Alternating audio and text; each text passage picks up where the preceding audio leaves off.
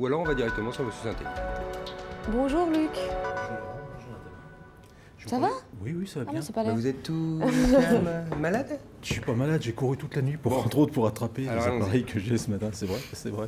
Oui, non, je vais vous parler de téléphone ce matin. Ouais. Parce que le salon, la grand-messe de la téléphonie, qui est le salon 3GSM, a fermé ses portes là. Il s'est tenu à Barcelone, avec comme point fort le lancement de Windows Mobile 6. Alors c'est le système d'exploitation de Microsoft pour tout ce qui est mobile, PDA et téléphone, qui vit une vie un petit peu chaotique, parce qu'autant Microsoft est en situation de monopole quasi absolu pour tout ce qui est des ordinateurs, autant sur les téléphones et les PDA, là ça va moins bien, il se fait chahuter. PDA, c'est Personal Digital Assistant, c'est les PAL, pour faire court. Voilà. PAL, mais famille PAL, qui d'ailleurs tendent à se marier un peu avec les gros téléphones, les frontières se floutent un petit peu, les gros PDA téléphones et les gros téléphones font également des fonctions assistants. Voilà, typiquement. Donc, lancement de Windows Mobile 6 avec un accent sur la communication, surtout sur l'intégration totale de la suite Office, un système d'exploitation qui se veut professionnel, suite Office et Microsoft Word, Excel, c'est-à-dire que les cadres vont pouvoir éditer ces fichiers. Faut arrêter de nous parler hébreu là, c'est important. Hein. Je vais demander sous-titrage. On va le faire, bref, un outil que vous verrez surtout sur les téléphones et les assistants digitaux, c'est bien, hein, dans un contexte professionnel. D'autre part, à côté de ça, parmi ces présentations, il y en a qui me font plaisir parce que c'est des choses dont je vous ai déjà parlé. C'est très joli. Ah, et c'est joli, hein. Et je vais vous dire un truc, c'est que si le diable s'habille vraiment en Prada, c'est avec ça qu'il téléphone. Ça, ce téléphone est fait par LG et Prada. Et Prada, oui, absolument. Je le trouve trop beau. Et il est intéressant à deux titres. D'abord parce que ça rejoint un peu ce que je vous dis de manière régulière sur les relations comme ça de la technologie et du luxe qui n'arrêtent pas de se faire de l'œil à date régulière en sortant des produits ensemble. Et puis également parce qu'il s'inscrit dans la lignée de l'iPhone d'Apple dont on a beaucoup parlé pour son écran tactile. Et bien ce LG Prada dont le vrai petit nom c'est KE850, mais c'est plus joli. Ah oui, c'est plus chic. Il se pilote entièrement, il n'a pas de clavier du tout, il se pilote entièrement du bout des doigts. Et 850 c'est le prix?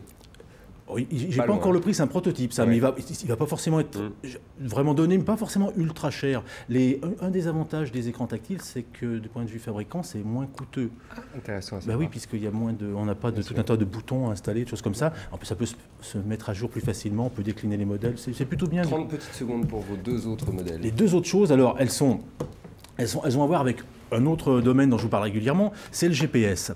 Alors ça, c'est Nokia qui a présenté celui-là, qu'on va voir incessamment sous peu à l'écran. Voilà.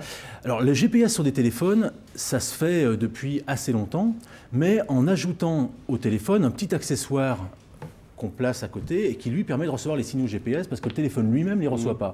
Je vous avais parlé de ça il y a quelques semaines et ce téléphone-là, bon, c'est un peu la tête de pont d'une vague qui va arriver. Il inclut le récepteur GPS, c'est-à-dire qu'on n'a pas besoin d'avoir un petit boîtier annexe.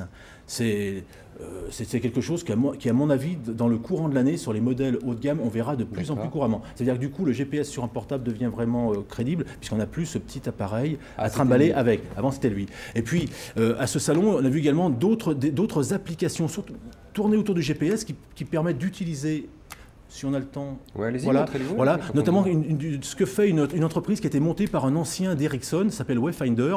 Alors ça, vous voyez, c'est le petit boîtier qu'on voit à gauche, là, qui reçoit les signaux GPS, qui l'envoie au téléphone. Ça, par exemple, c'est une application qui tourne sur les téléphones, qui est un détecteur de radar. Enfin, pas un détecteur, qui signale la position des radars.